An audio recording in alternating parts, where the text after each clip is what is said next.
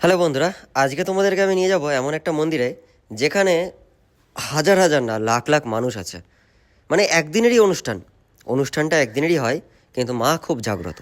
দেখো, এখন আমি যাচ্ছি, দুপুর তখন বাজে একটা, আর মানুষজন হেঁটে যাচ্ছে, সাইকেল নিয়ে যাচ্ছে, বিভিন্ন রকম মানুষজন আছে, গাড়িতে যাচ্ছে। তো আমি প্রথমবার যাচ্ছি আজকে এই মা বিশালক্ষী মন্দিরের কাছে। এটা সুভাষগ্রাম আর চম্পাহাটের ঠিক মাঝখানে এই জায়গাটা। এইখান থেকে তোমরা বারুইপুরের দিকে যেতে পারবে, কাটাখালের দিকে। তো সবাই হেঁটে যাচ্ছে, আবার অনেকে অটো করে যাচ্ছে। দেখো, এখানে যেই কাছাকাছি চলে এসেছে, হাজার হাজার মানুষের ভিড়, মানে বলতে পারো লাখো লাখো মানুষ হয়ে গেছে। যত আমি ভেতরের দিকে যাচ্ছি তত মানুষের ভিড় বাড়তে থাকছে। দেখো কত গাড়ি আর কত মানুষজন, মানে শুধু না দেখলে তোমরা বিশ্বাস করতে পারবে না যে এত ভিড় হয়।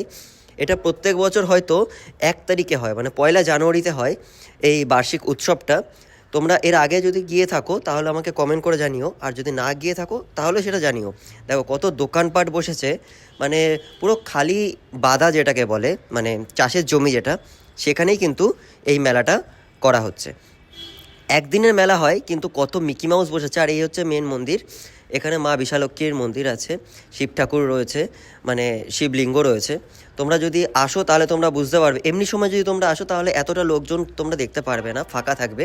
কিন্তু তোমরা যদি এই 1লা জানুয়ারিতে এসে থাকো তাহলে বুঝতে পারবে যে কত লাখ লাখ মানুষের এখানে ভিড় রয়েছে, মা এতটাই জাগ্রত। আমি গেছিলাম, যেহেতু আমার বাড়ি থেকে অনেকটাই কাছে হয়।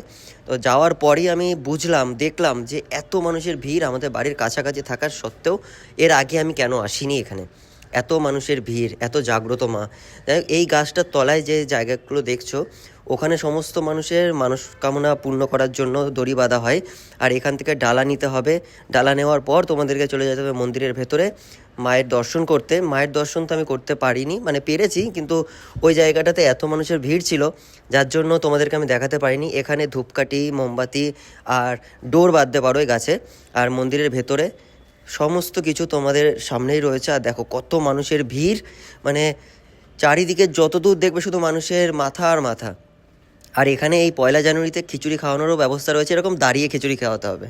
মানে এমন অবস্থা যে পাতা পাচ্ছ কিন্তু জায়গা পাচ্ছ না, জায়গা পাচ্ছ তো পাতা পাচ্ছ না, এরকম ব্যাপার হয়ে যাচ্ছে। খিচুড়ি খেতে খেতে চলে গেলাম আমি বাড়ির দিকে।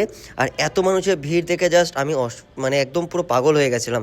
অসাধারণ একটা অনুষ্ঠান। এখানে আবার ওই দিনের বেলার মধ্যেই কিন্তু হবে তোমার অর্কেস্ট্রা টাইপের একটা অনুষ্ঠান হবে। আর বাইরের এই দৃশ্যটা দেখো। আমি এবার বাড়ি যেতে থাকি, কিন্তু বাড়ি যাওয়ার সময় দেখি রাস্তায় এত পরিমাণে জ্যাম হয়ে গেছে যে সব মানুষ দাঁড়িয়ে পড়ছে, এত পরিমাণে জ্যাম হয়ে গেছে।